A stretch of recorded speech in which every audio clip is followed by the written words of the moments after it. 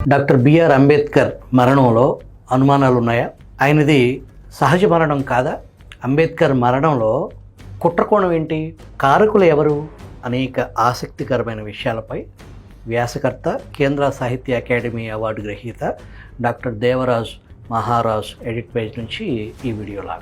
Babasaheb doctor BR Ambedkar 1956 October 14న నాగపూర్లో లక్షల మంది అనుచరులతో హిందూ మతాన్ని వదిలి బౌద్ధం స్వీకరించారు.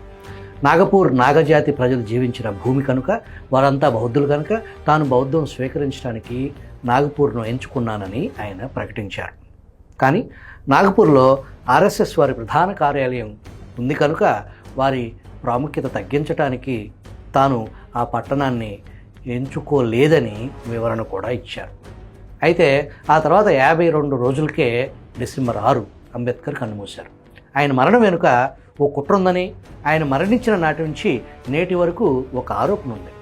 ఆరోపణ నిజం కాదని అటు భారత ప్రభుత్వం కానీ, ఇటు ఆరోపణలు ఎదుర్కొంటున్న వారికి కానీ ఆధారాలు, వివరణలు ప్రజల ముందు పెట్టలేదు. అందువల్ల అనుమానాలు ప్రజల మనసుల్లో సజీవంగా ఉన్నాయి. ఆ రోజుల్లో జీవించి ఉన్న ఈవీఆర్ పెరియార్ తన వార్తాపత్రిక విడుదలైలో ఇలా రాశారు: డాక్టర్ అంబేద్కర్ చనిపోయారని అకస్మాత్తుగా ప్రకటించడం వెనుక ఏదో కుట్ర ఉందని నాకు అనిపిస్తుంది. గాంధీ మరణం వెనుక ఏ కారణం, ఏ కుట్ర ఉన్నాయో అలాంటివే అంబేద్కర్ చనిపోవటం వెనుక కూడా ఉన్నాయని నేను బలంగా నమ్ముతున్నాను అంటూ చాలా వివరంగా రాశారు.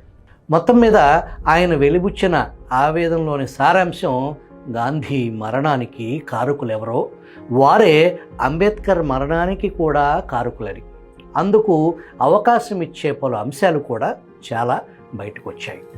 తన తండ్రికి విషమిచ్చి తెలియకుండా చంపేశారని స్వయాన అంబేద్కర్ కుమారుడు యశ్వంత్ ఒక అభిప్రాయం వెలిబుచ్చారు. అంబేద్కర్ అభిమానులంతా యశ్వంత్ను బలపరిచారు. అంబేద్కర్ మరణ వార్త ఈ దేశ ప్రజలకు అనుమానాస్పదమైన వార్త అయ్యింది. తన తండ్రిది సహజ మరణం కాదని, హత్యని, దోషులెవరో తేల్చాలని అంబేద్కర్ కుమారుడు యశ్వంత్ నాటి ప్రధాని నివాసం ముందు నిరసన వ్యక్తం చేశారు. ఢిల్లీ పోలీసులకు ఫిర్యాదు చేశారు. అంబేద్కర్ మరణం తర్వాత 11వ రోజున ఆయన అనుయాయులు ఢిల్లీ వీధుల్లో పెద్ద ఎత్తున ప్రదర్శన నిర్వహించారు. నాటి ప్రధాని, రాష్ట్రపతులకు లిఖితపూర్వక నివేదికలు, విన్నపాలు అందజేశారు. అంబేద్కర్ మరణం వెనుక ఏం జరిగిందో తేల్చాలని వారు డిమాండ్ చేశారు.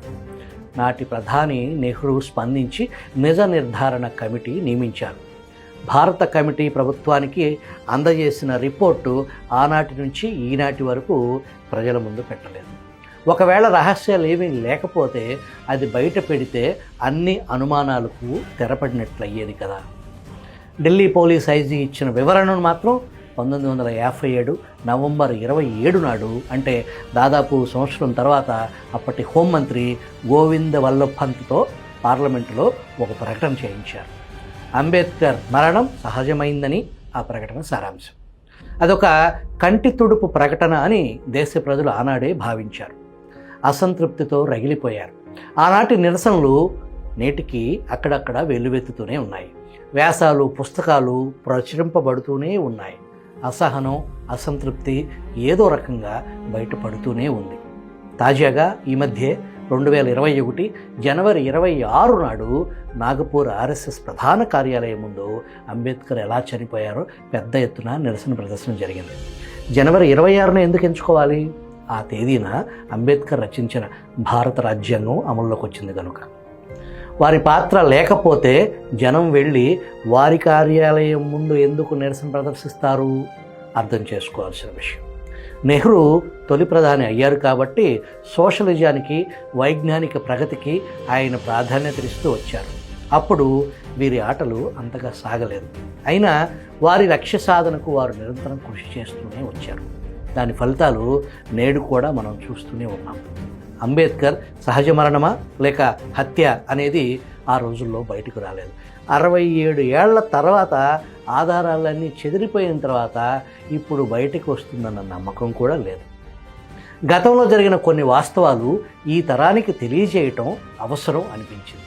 అయితే బాబాసాహెబ్ అర్ధంతరంగా వదిలేసిన కర్తవ్యాలను, రాజ్యాంగబద్ధమైన హక్కుల సాధనను ఈ తరం యువతీ యువకులు ముందుకు తీసుకెళ్లాల్సి ఉంది. ఈ పోరాటం నిరంతరం కొనసాగుతూ ఉండాల్సిందే.